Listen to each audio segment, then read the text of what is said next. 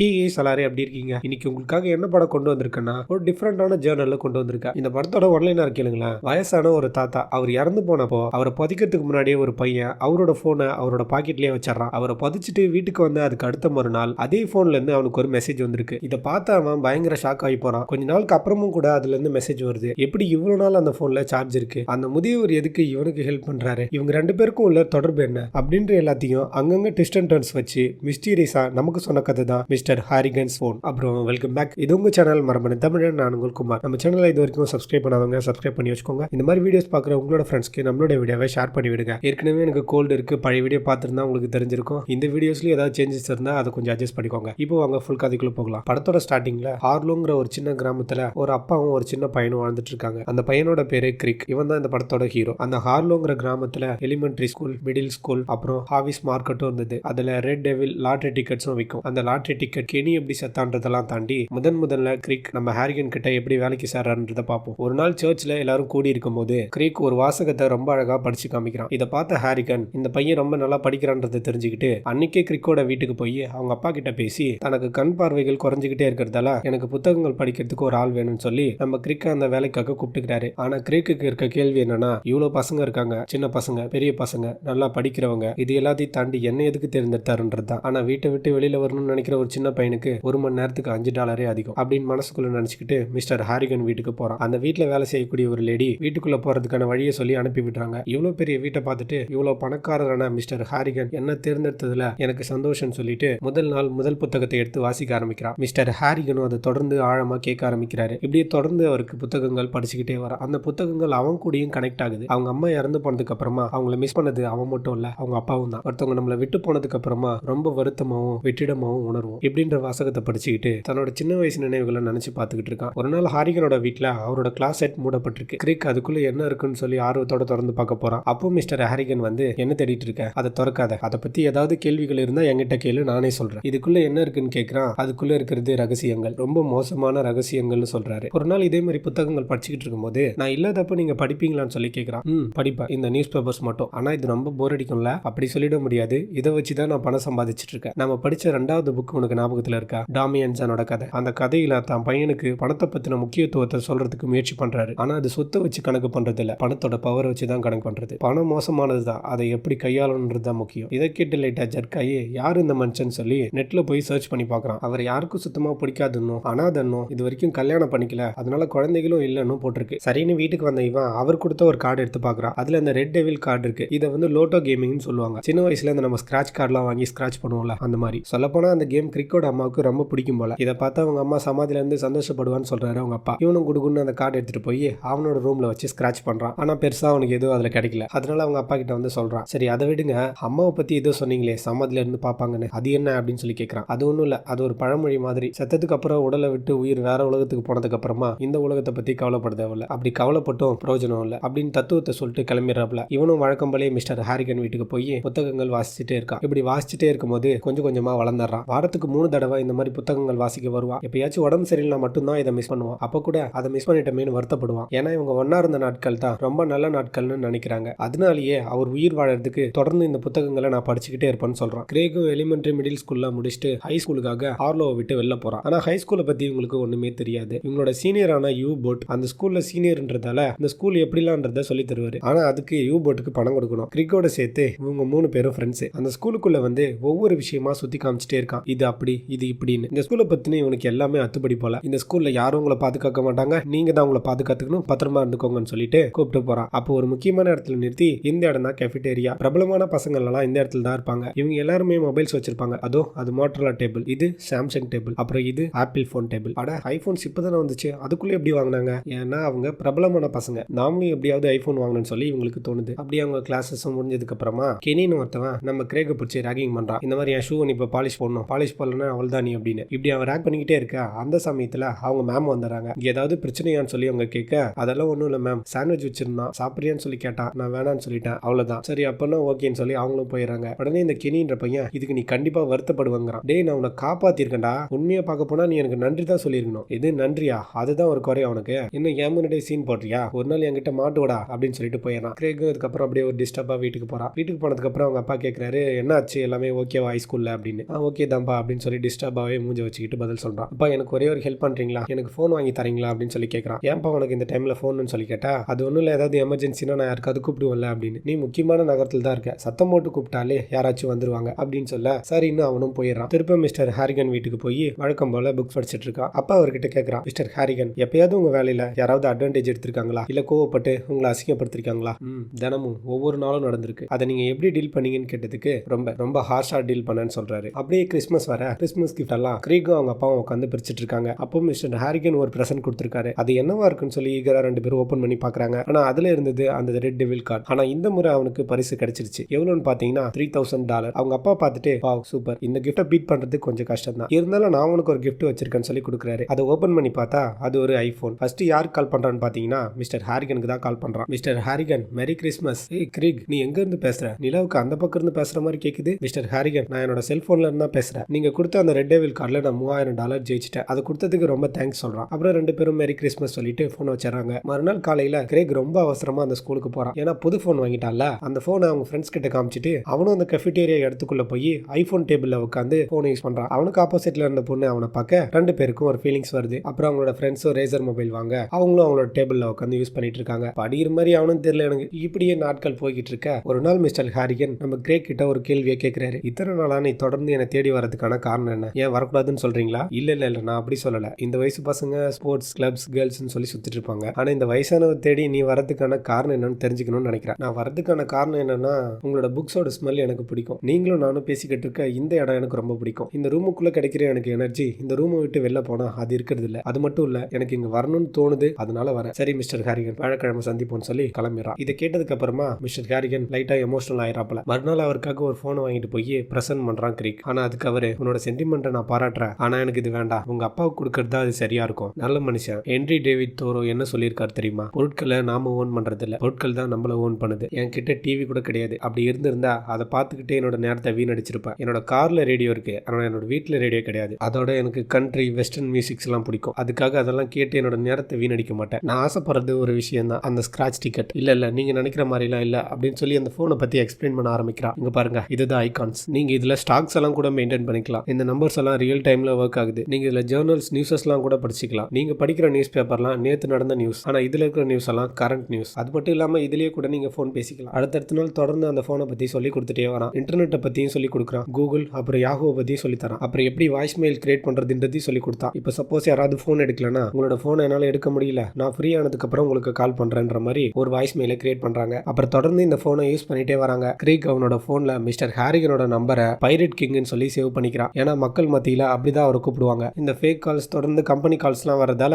Greek call பண்ணா மட்டும் பர்டிகுலரா ஒரு மியூசிக் வர்ற மாதிரி அவருக்கு பிடிச்ச கண்ட்ரி வெஸ்டர்னான ஸ்டாண்ட் பை யூ மேன் அப்படிங்கிற பாட்டை டைலைட் டோனா வைக்கிறான். சரி, அப்புறம் அடுத்து என்ன படிக்கலாம்னு சொல்லி கேட்கறான். என் மனசுக்குள்ள ஒரு விஷயம் உறுத்திக்கிட்டே இருக்கு, அது என்னன்னு உன்னால தெளிவுபடுத்த முடியுமான்னு கேட்கிறாரு. நான் இந்த போன்லயே ஆர்டிகல்ஸ் எல்லாத்தையும் படிச்சுட்டு இருக்கேன், அதுவும் ஃப்ரீயா. அதுல என்ன இருக்கு, அது நல்ல விஷயம் தானே? இல்ல அப்படி இல்ல, இதுல இருந்து எனக்கு நிறைய இன்ஃபர்மேஷன்ஸ் கிடைக்குது, அதனால என்னோட பிசினஸும் வளருது. ஆனா இந்த வெப்சைட்ல ஒரு அட்வர்டைஸ்மெண்ட் கூட இல்லையே. அட்வர்டைஸ்மெண்ட் தான் நியூஸ் பேப்பரோட உயிரா இருக்கும். இப்படி எதுவுமே இல்லாம இவங்க எப்படி சர்வே பண்றாங்க? இது நல்ல விஷயமா எனக்கு தோணல. நான் என்ன நினைக்கிறேன்னா, இது ஒரு ட்ரக் மாதிரியான கேட்வே. நான் ஆல்ரெடி நோட் பண்ணிட்டேன். என்னோட கூகுள் சர்ச்சோட ரெஸ்பான்ஸ் எல்லாமே எனக்கு என்ன வேணுமோ அது மாதிரியான பினான்சியல் சம்பந்தமானது மட்டும்தான் எனக்கு சஜஸ்ட் பண்ணுது. எனக்கு என்ன வேணும்னு சொல்லி அதுக்கு தெரிஞ்சிருக்கு. இந்த கேட்வேல பொய்யான தகவல்களை கூட பதிவு பண்றதுக்கு வாய்ப்பு இருக்கு. இப்படி தொடர்ந்து பண்ணிக்கிட்டு இருந்தா உண்மையான செய்தி எது பொய்யான செய்தி எதுன்னு யாருக்கும் தெரியாம போயிடும். ஒரு நாள் எல்லாரும் இதை பார்த்து பயப்பட வேண்டியதாயிடும். இப்படின்னு அந்த விஷயத்த ரொம்ப ஷோரா சொல்றாரு. அந்த போனை பார்த்து கொஞ்ச நாள் தான் இருக்கும், அதுக்குள்ளேயே ஃபியூச்சர் எப்படி இருக்குன்றத அவரால் கரெக்டா ப்ரிடிக்ட் பண்ண முடிஞ்சது. அப்படியே கிரிக்கும் ஸ்கூலுக்கு போக நம்ம ஹீரோவும் ஹீரோயினும் போன்லயே மெசேஜ் பாஸ் பண்ணிக்கிறாங்க. அப்போ அந்த இடத்துக்கு கெனி வரான். வழக்கம் போல அவனோட ரேக்கிங்க ஆரம்பிச்சிட்டான். ஓ, என்கிட்ட போன் இல்ல, இதுதான் உன்னோட போனா, காட்டு பாக்கோ அப்படின்னு சொல்லி வாங்கி அதை மேல தூக்கி போடுறான். அவனும் அந்த போனை கேட்ச் பிடிச்சிட்டு என்ன பண்றதுன்னு தெரியாம திரும்ப மிஸ்டர் ஹாரிகன் வீட்டுக்கே வந்து புக்ஸ் படிக்க ஆரம்பிக்கிறான். ஆனா வழக்கத்துக்கு மாறா ஒரு விஷயம் நடக்குது. மிஸ்டர் ஹாரிகன் இவன் படிக்கிறது எதையுமே கவனிக்கல. அவர் பாட்டுக்கு அந்த போனை நோண்டிட்டு இருக்காரு. இவனும் புக்கை மூடி வச்சுட்டு அவர்கிட்ட பேசுறான். நீங்க எதுக்காக இந்த ஊருக்கு வந்தீங்கன்னு தெரிஞ்சுக்கலாமா? நான் வந்ததுக்கு ஒரு முக்கியமான காரணம் இருக்கு. ஒரு முக்கியமான மனுஷன் இந்த ஊர்ல வாழ்ந்தாரு, அவரை போலவே நானும் வாழணும்னு சொல்லி தான் இங்க வந்து செட்டில் ஆனேன். சரி, என்ன விட நீ இந்த ஊரை விட்டு போகணும்னா எங்க போகணும்னு சொல்லி கேட்கிறாரு. நான் லாஸ் ஏஞ்சல்ஸ் போவேன், அங்க போயிட்டு மூவிஸ்க்கு ஸ்கிரிப்ட் ரைட் பண்ணுவேன்னு சொல்றான்.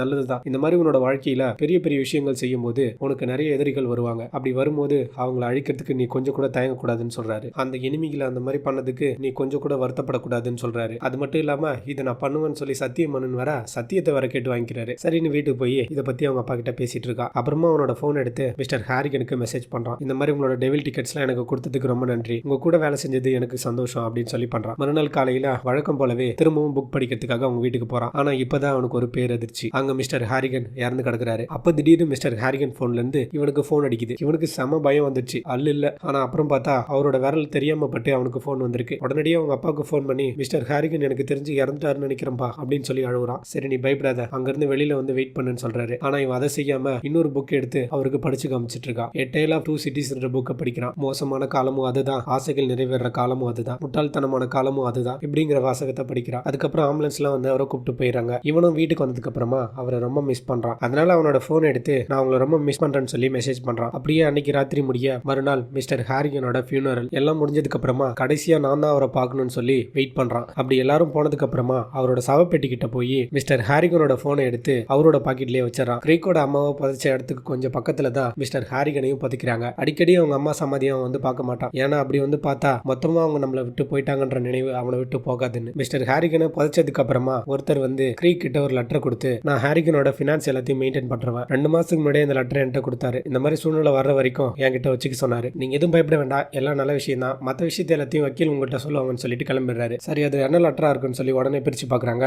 கிரீக்கோட படிப்பு செலவுக்காக சுமார் $8 லட்சம் அவனுக்காக கொடுத்திருக்காரு. ட்ரஸ்டியா அவங்க அப்பாவை தான் போட்டிருக்காரு. இந்த லெட்டர் உங்க கையில கிடைக்குதுன்னா கண்டிப்பா அப்ப நான் உயிரோட இருக்க மாட்டேன். யூஜி கிராஜுவேட்டை முடிச்சுட்டு பிஜி முடிக்கிறதுக்கு உனக்கு இந்த பணம் போதுமானதா இருக்கும்னு நினைக்கிறேன். அப்புறம் நீ அன்னைக்கு ஸ்கிரிப்ட் ரைட்டிங்கை பத்தி பேசிட்டு இருந்தது எனக்கு ஞாபகத்துல இருக்கு. வல்கரான ஜோக்ஸ் எழுதுற ஸ்கிரிப்ட் ரைட்டருக்கு மத்தியில நீ ஒரு நல்ல ரைட்டரா வரணும், அதுதான் எனக்கு முக்கியம். அப்புறம் உங்க கூட சேர்ந்து புக்ஸ் படிச்ச அந்த மதிய வேலைகளை நான் ரொம்ப மிஸ் பண்ணுவேன் இப்படிங்கிற மாதிரி ஒரு லெட்டர் எழுதிருக்காரு. வீட்டுக்கு போய் அவருக்கு பண்ண மெசேஜ் எடுத்து பார்த்துட்டு இருக்கான். அவனுக்கு தூக்கமே வரல. அன்னைக்கு நைட்டு ஃபுல்லா டிஸ்டர்பாவே இருக்கான். சரி அவருக்கு கால் பண்ணுவேன்னு சொல்லி அவரோட மொபைலுக்கு கால் பண்றான். போன் போய் கட் ஆனதுக்கு அப்புறமா ஒரு வாய்ஸ் மெயில் ரெக்கார்டர் வரும். அதுல ஒரு ஆல்ரெடி ப்ரீ ரெக்கார்ட் பண்ணியிருந்த வாய்ஸ் மெயில் கேக்குது. அதுக்கப்புறமா கிரிக் பேச ஆரம்பிக்கிறான். உங்களை நான் ரொம்ப மிஸ் பண்றேன், நீங்க கொடுத்த $8 லட்சம் நீங்க உயிரோட இருந்திருந்தா இப்பவே உங்களுக்கு திருப்பி கொடுத்துருப்பேன். நான் சொல்றது வேணா உங்களுக்கு பொய்யே தெரியல, ஆனா உண்மையிலேயே நான் கொடுத்துருப்பேன் அப்படின்னு சொல்லிட்டு போனை வச்சாரான். அன்னைக்கு ராத்திரி தூங்கி எழுந்துட்டு மறுநாள் காலையில பாக்குறான். அவரோட போன்ல இருந்து அவனுக்கு ஒரு மெசேஜ் வந்திருக்கு. அது என்னன்னா சி என்ன எதுன்னு ஒன்னும் புரியாம அவங்க அப்பா கிட்ட போய் அந்த போனை காமிக்கிறான். இங்க பாருங்கப்பா, மிஸ்டர் ஹாரிகன் மெசேஜ் பண்ணிருக்காரு, அவரை நம்ம உயிரோட வச்சு புதைச்சிட்டு இருக்கோம், இப்பவே வாங்க அவரை போய் தோண்டி காப்பாத்தலாம்னு சொல்றான். ஒரு நிமிஷம் இரு, பதட்டப்படாத, உட்காரு, நான் எல்லாத்தையும் தெளிவா சொல்றேன். இங்க பாரு, ஹாரிகன் இறந்ததுக்கு அப்புறமா அவர் ஹாஸ்பிட்டல் கூப்பிட்டு போய் போஸ்ட்மார்ட்டம் பண்ணிட்டாங்க. வெட்டப்பட்ட உடல் எப்படி திரும்ப உயிரோட வரும்? அந்த போனை யாரோ ஹேக் பண்ணிருக்காங்க, அதை வச்சுதான் அவன்கிட்ட யாரும் விளையாடுறாங்க, நீ அது என்னன்னு பாரு அப்படின்னு சொல்றாரு. உடனே கிரீக் அவனோட சைக்கிள் எடுத்துக்கிட்டு அவரோட சமாதி கிட்ட போயிட்டு அவருக்கு கால் பண்ணி பாக்குறான். அப்போ அவரோட போன் ரிங் ஆகுது. அதை பார்த்து பயந்து போய் அங்கிருந்து சைக்கிள் எடுத்துக்கிட்டு ஹாரிகனோட வீட்டுக்கு போறான். அந்த வீட்டுல அந்த வேலை செய்யற லேடி இருக்காங்க. அவங்க கிட்ட போய் பேசிட்டு அவரோட நினைவாவே இருக்குன்னு சொல்லிட்டு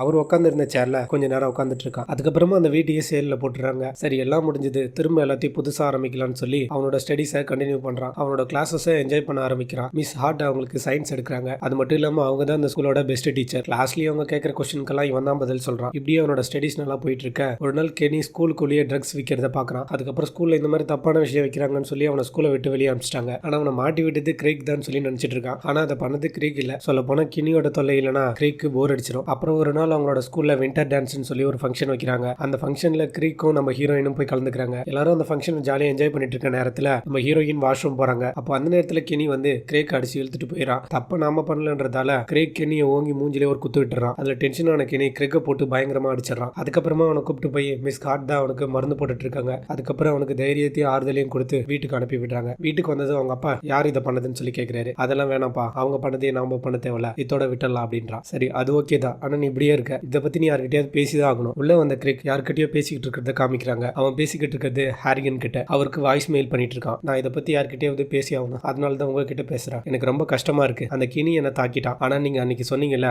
அந்த ப்ராமிஸை நான் காப்பாத்திட்டேன். அவனை நான் பதிலுக்கு தாக்கிட்டேன். அட்லீஸ்ட் அதுக்கு நான் ட்ரை பண்ணேன்னு தான் நினைக்கிறேன். அது நல்ல பஞ்சு தான். ஆனா அந்த பிரச்சனை முடியாம தொடர்ந்து நடக்குமோன்னு பயமா இருக்கு. இந்த நேரத்துல நீங்க அட்வைஸ் பண்றதுக்கு கூட இல்லையேன்னு நான் மிஸ் பண்றேன் இப்படின்னு வாய்ஸ் மெயில் அனுப்பிட்டு தூங்கிடுறான். மறுநாள் காலையில எழுந்து அவனோட போனை பார்க்கும்போது பேரதிர்ச்சி காத்துக்கிட்டு இருந்தது. யூ போட் அவனுக்கு மெசேஜ் பண்ணிருக்கான், கினி இறந்து போயிட்டான்னு சொல்லி. சம்பவ இடத்துக்கு போய் பார்த்தா அவன் சொன்ன விஷயம் உண்மைதான். என்ன நடந்ததுன்னு கிரேக்கு ஒன்றும் புரியல. நாம தான் அவனை கொண்டுட்டோமோன்னு சொல்லி குற்ற உணர்ச்சியில் ஆகிறான். அதனால கிளாஸஸ்லயும் அவனால கான்சென்ட்ரேட் பண்ண முடியல. என்ன ஆச்சுன்னு மேம் ஹார்ட் கேட்க அவன் எந்த பதிலும் சொல்லல. கினி இறந்து போனதுக்கு நீ தான் காரணம்னு சொல்லி நினைக்கிறேன். ஆனா அது உண்மை கிடையாது. கினியோட வாழ்க்கையில நிறைய பிரச்சனை இருந்திருக்கு. ஃபேமிலியில, பிசிக்கலா, மென்டலி இப்படின்னு அவனுக்கு நிறைய பிரச்சனை இருந்திருக்கு. அதனால நீ கவலைப்படாம போ அப்படின்னு சொல்லி அவனை அனுப்பி விடுறாங்க. அப்புறம் மிஸ் ஹார்ட் ஒரு நிமிஷம், உங்களுக்கு ஆவிகள் மேல எல்லாம் நம்பிக்கை இருக்கா? எனக்கு இந்த ஓஜோ போர்ட்லாம் வச்சு ஆவிங்களை கூப்பிடுறதுல எனக்கு பெருசா இஷ்டம் இல்லை. ஏன்னா என் பாட்டி சொல்லுவாங்க தேவையில்லாம எந்த ஆவிகளையும் கூப்பிடக்கூடாது, ஏன்னா எல்லா ஆவிகளும் நல்ல ஆவிகள் இல்லைன்னு. அதுக்கப்புறம் கிளாஸ் முடிஞ்சு வீட்டுக்கு போனவன் சைக்கிள் எடுத்துட்டு வேக வேகமா ஒருத்தர் வீட்டுக்கு வரான். அது யாரோட வீடுனா டஸ்டி பிலிடோஸ். டஸ்டியை தேடி தான் இங்க வந்திருக்கான். அந்த டஸ்டி யாருன்னு பாத்தீங்கன்னா இதுக்கு முன்னாடி ஹாரகன் வீட்டுல வேலை செஞ்சவன். அந்த வீட்லயே திருநதால டஸ்டிய ஹாரகன் திட்டி வேலையை விட்டு அனுப்பிச்சிட்டு இருப்பாரு. இங்க ஏதாவது அவனுக்கு விஷயங்கள் தெரிய வருமோன்னு சொல்லி நினைக்கிறான். கடைசியா ஹாரகன் அவனை வேலையை விட்டு போக சொன்னதுக்கு அப்புறமா அவனோட ட்ரக் கொண்டு வந்து வீட்டுல விட்டுட்டு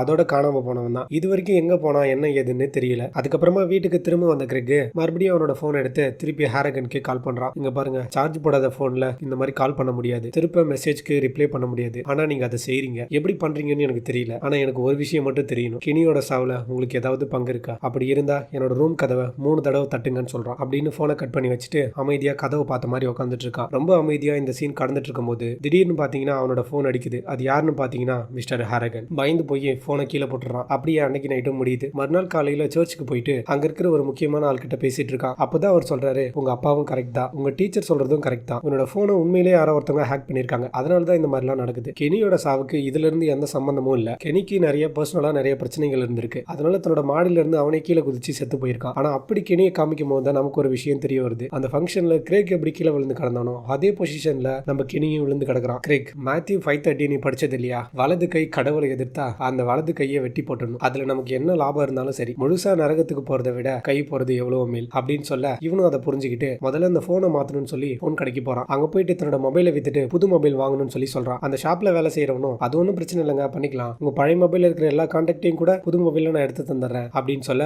அப்ப இந்த பழைய மொபைல் என்ன பண்ணுவீங்கன்னு சொல்லி கேட்டா அதை நாங்க யாருக்காவது டொனேட் பண்ணிடுவோம் சொல்லி சொல்றாங்க. அப்படியா, அப்ப நான் புது மொபைல் எடுத்துக்கிறேன், இந்த பழைய மொபைலையும் நானே எடுத்துக்கிட்டு எனக்கு தெரிஞ்சவங்க கிட்ட டொனேட் பண்ணிடுறேன்னு சொல்லி எடுத்துட்டு போயிடறான். அந்த புது ஐபோனை வாங்கிக்கிட்டு அந்த கடையை விட்டு வெளில போன உடனே முதல்ல அவன் பண்ற கால் ஹாரிகனுக்கு தான். அப்படி பார்க்கும்போது அந்த மொபைல்ல இருந்து ஹாரிகனுக்கு போன் போகவே இல்லை. சரி, அப்ப நடந்த எல்லாமே எதிர்ச்சியா தான் நடந்திருக்கு, உண்மையிலே நம்ம போனை யாரோ ஹேக் பண்ணிருக்காங்க தான் போல அப்படின்னு சொல்லி நினைச்சுக்கிறான். அதனால தன்னோட வீட்டுக்கு போயிட்டு அவனோட பழைய போனை எடுத்து ஒரு சின்ன பாக்ஸ்குள்ள போட்டு அவனோட கபோர்ட்ல எடுத்து வச்சாரான். ஹாரிகனோட வீட்டுக்குள்ள இருந்து சத்தங்கள் வருதுன்னு சொல்லி அந்த வீட்டையும் யாரும் வாங்கின மாதிரி தெரியல. அங்கிருந்து ஒரு குரலோட எக்கோ கேட்டுக்கிட்டே இருக்கு. மிஸ்டர் ஹாரிகன் கிரேக் ரொம்ப மிஸ் பண்றாருன்னு நினைக்கிறேன். சரின்னு இது எல்லாத்தையும் மறந்து கிரேக் அடுத்த கட்டத்துக்கு முன்னேறான். அவனோட ஸ்கூலிங் எல்லாம் முடிச்சதுக்கு அப்புறமா காலேஜ் சேர்றதுக்காக அந்த ஊரை விட்டு வெளியில கிளம்புறான். ரொம்ப எமோஷனலா சென்டிமெண்டலா அவங்க அப்பாவையும் அவன் வாழ்ந்த வீட்டையும் மிஸ் பண்ணிட்டு ஊருக்கு கிளம்புறான். ஒரு சில நினைவுகளை வீட்லயே விட்டுட்டு வரதான் நல்லது, அது என்ன பின்தொடர கூடாதுன்னு சொல்லி ஒரு 2 மணி நேரம் பயண தொலைவில் இருக்கக்கூடிய ஒரு இடத்துக்கு வரான். அங்க போய் அவனோட புது வாழ்க்கையை ஆரம்பிக்கிறான். அங்க அவனுக்கு புது ரூம்மேட்டும் கிடைக்கிறாங்க. அவன் பேர் ஜூலியன். சினிமா ஸ்டார் ஆகணும்னு சொல்லி வந்திருக்கான். எல்லாத்தையும் மறந்து தொடர்ந்து அவனோட ஸ்டடீஸ்ல கான்சென்ட்ரேஷன் பண்ணிட்டு வரான். அது அவங்க அப்பாவுக்கு செய்யற கடமையா நினைக்கிறான். அப்கோர்ஸ் ஹாரிசனுக்காகவும் தான். அவர் தான் அவனோட படிப்புக்கு பணம் கொடுத்தவர். இப்படியே ரொம்ப நல்லா போயிட்டு இருக்க திடீர்னு அவனுக்கு ஒரு கால் வருது. யாருன்னு பாத்தீங்கன்னா அவங்க அப்பா. உனக்கு ஒரு பேட் நியூஸ் அப்படின்னு சொல்லி சொல்றாரு. அது என்னன்னா, அவங்களோட ஸ்கூல் டீச்சர் மேம் ஹார்ட் அவங்களோட ஃபியான்சி கூட கார்ல போயிட்டு இருக்கும் போது எதிரில் வந்தவன் குடிச்சிட்டு வண்டி ஓட்டினதால கார் அவங்க மேல மோதி அவங்க இறந்து போயிட்டாங்க. அவங்களோட ஃபியூனரல் எல்லாம் முடிஞ்சதுக்கு அப்புறமா அவங்களோட கேஸ் கோர்ட்டுக்கு வருது. ஆனா அவன் நிறைய வசதி படிச்சவன்றதால அதுல இருந்து தப்பிக்கிறான். நீங்க ரீகேப் பண்ணா அவங்களுக்கு தண்டனைகள் குறைக்கப்படும் சொல்றாரு. ரீகேப்னா ஒண்ணும் இல்ல, தண்டனை கொடுக்கப்பட்ட ஒரு ஆள் ஹாஸ்பிட்டல்ஸ்லயோ இல்ல பொது இடங்கள்லயோ போய் உதவி செஞ்சு அவங்க நல்ல பேர் வாங்கினா அவங்களோட தண்டனை குறைக்கப்படும். அந்த மாதிரி அவனை அனுப்பிச்ச இடம் தான் ஒரு சொகுசான இடம், அது ஒரு கண்ட்ரி கிளப். இது எப்படி தண்டனை ஆக முடியும்னு சொல்லி கோவத்துல கிரேக் அவனோட வீட்டுக்கு போயிட்டு அவனோட பழைய போனை திரும்ப அவனோட பாக்ஸ்ல இருந்து எடுக்கிறான். சார்ஜ் போட்டு மிஸ்டர் ஹாரிகனுக்கு கால் பண்றான். டீன் வைட்மோர்னு சொல்லி ஒரு ஆள் இருக்கான். அவன் என்னோட டீச்சரும் அவங்களோட ஃபியான்சியும் வண்டியில போயிட்டு இருக்கும் போது அவன் குடிச்சிட்டு வந்து வண்டியை மோதினதால அவங்க இறந்து போயிட்டாங்க. எனக்கு தேவைப்படும் போதெல்லாம் அவங்க எனக்கு ஹெல்ப் பண்ணிருக்காங்க, எனக்கு சப்போர்ட்டிவா இருந்திருக்காங்க. ஆனா அவங்களுக்கு நியாயம் கிடைக்கல, எனக்கு அந்த டீன் வைட்மோர் சாகணும் அப்படின்னு சொல்லிட்டு போனை வச்சிடறான். ஆனா போனை வச்சதுக்கு அப்புறமா கொஞ்சம் யோசிக்கிறான், அப்படி பண்ணிருக்க வேண்டாமோன்னு சொல்லி. இல்ல அவருக்கு எதுவும் ஆகாது, அது சும்மா தான். ஆனா இருந்தாலும் அவருக்கு என்ன ஆச்சுன்றதை தெரிஞ்சுக்கிறதுல ஆர்வமா இருந்தான். அவர் உயிரோட இருக்காரா இல்ல இறந்துட்டாரான்னு அப்படி நெட்ல தேடி பார்க்கும்போது தான் அவர் இறந்த விஷயம் அவனுக்கு தெரியுது. அது என்ன ஏதுன்னு விசாரிக்கிறதுக்காக அந்த இடத்துக்கு போறான். அந்த வீட்டுக்கு பக்கத்துல ஒரு ஆள் இருக்கிறத கவனிக்கிறான். அவர் எப்படி செத்தாருன்றத சொன்னா $200 தரேன்னு சொல்றான். அவரும் அதை ஒத்துக்கிட்டு ஒரு இடத்துக்கு வர சொல்றாரு. அங்க வந்ததுக்கு அப்புறமா காசை கொடுத்ததுக்கு அப்புறம் அவன் தங்கியிருந்த ரூம்ல பாத்ரூம்லயே மூச்சு அடிச்சு செத்து போயிருக்கான். அது எப்படின்னா, கீழே ஷாம்பை கிரீஸ் மாதிரி போட்டு விட்டு வாயில ஒரு ஃபேன்சி சோப்பை அடிச்சுட்டு செத்து போயிருக்கான். ஃபேன்சி சோப் நான் சொன்னீங்க, அது பூத் பேவா? ஆமா பூத்வி. உனக்கு எப்படி தெரியும்? சாகிறதுக்கு முன்னாடி ஏதாவது சூசைட் நோட் எழுதியிருந்தாரா? ஆமா, அது பிரேயர் மாதிரி இருந்தது. ஒரே லைன்ல லவ் யூ கேன் சொல்லி. லவ் யூ கேனா அது ஒரு பாட்டோட லிரிக்ஸ். அது என்ன பாட்டுன்னா, கிரேக் அவரோட போனுக்கு கால் பண்ணா அடிக்கிற அதே டோன் தான். இதை கேட்டு அவனுக்கு பயங்கர ஷாக் ஆகி போயிடுது. பயங்கரமா கதறி அழகிறான். அதுக்கப்புறமா வீட்டுக்கு வந்தவன் அவனோட போனை எடுத்து பார்த்துட்டு ஹாரிகனோட வீட்டுக்கே போய் பார்க்கறான். அவர் சின்ன வயசுல திறக்க கூடாதுன்னு சொன்ன அந்த கிளாஸட்டை திறந்து பார்க்கறான். அது அவர் சொன்ன அளவுக்கு ரொம்ப மோசமான சீக்ரெட்ஸ்லாம் இல்ல. அவர் கிரேக்க போலவே தனிமையில இருந்திருக்காரு. சின்ன வயசுலயே அவங்க அம்மாவை இழந்திருக்காரு. இது எல்லாத்தையும் அவரோட சமாதியில உட்காந்து பேசிட்டு இருக்கான். நீங்க அனுப்புற மெசேஜ் என்னன்னு எனக்கு புரியுது. சி சி சி சி அப்படின்னா கிரேக் கிரேக் கிரேக் ஸ்டாப். அதானே? எதுக்கு என்ன நிறுத்த சொல்றீங்க? நான் பண்ற விஷயங்கள் உங்களுக்கு ஹர்ட்டா இருக்கா? அப்படி உங்களுக்கு ஹர்ட் ஆச்சுன்னா என்ன மன்னிச்சிருங்க. அதுவே நான் பண்ற விஷயங்கள் என்னையே ஹர்ட் பண்ணிக்குது அப்படின்னு நீங்க நினைச்சீங்கன்னா அது நீங்க என் மேல வச்சிருக்க அக்கறை, அதுக்கு ரொம்ப தேங்க்ஸ் அப்படின்னு சொல்லிட்டு அங்கிருந்து எழுந்து போய் அவங்க அம்மா சமாதியில உட்காந்துட்டு அழ ஆரம்பிக்கிறான். உடனடியே அங்கிருந்து வேகமா எழுந்து ஓடி போய் பக்கத்துல இருக்கிற லேக் கிட்ட நின்று தன் கையில வச்சிருந்த அந்த பழைய ஐபோனை தண்ணியில தூக்கி போட்டுறான். இந்த 21st செஞ்சுரி இல்ல, இந்த உலகத்துல நம்ம எப்படி வாழணுன்றத போன்ஸ் தான் தீர்மானிக்குது அப்படின்னா அது உண்மையிலேயே தப்பான விஷயம். ஆனா நிறைய பெரிய விஷயங்கள் இருக்கு, ஆனா அது நமக்கு தான் தெரியல. முதல்ல ரியாலிட்டில இருந்து தான் நம்ம ஆரம்பிக்கணும். இந்த உலகத்தை விட்டு நான் போகும்போது என்னை எரிக்கிறத நான் விரும்பல, அப்புறம் எம்டி பாக்கெட்ஸோட என்ன அவங்க பதிக்கணும் இப்படின்றத சொல்லி இந்த கதையை முடிக்கிறான். இது ஸ்டீஃபன் கிங்னு சொல்லப்படுற ஷார்ட் ஸ்டோரியை தழுவி எடுக்கப்பட்ட கதை. இந்த மாதிரிப்பட்ட வீடியோஸ்களை தொடர்ந்து பார்க்கறதுக்கு நம்ம சேனலை சப்ஸ்கிரைப் பண்ணி வச்சுக்கோங்க. இன்னும் ஒரு நல்ல கதையோட உங்களை சந்திக்கிறேன். Tata bye bye guys.